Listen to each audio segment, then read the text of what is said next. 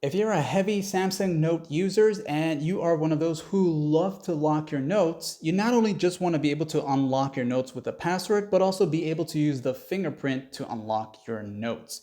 This is a Galaxy phone with Android 14, One UI 6.0 or 6.1. I'll go ahead and do this with another Samsung phone as the other one had so many notes that I can't let you see. So you want to go into the notes itself of your Samsung phone. Then while you are here in this section here, you are going to tap on these three lines. Then you'll see the settings icon here. As you tap on that here for the first time, you'll see this here, some things may pop up.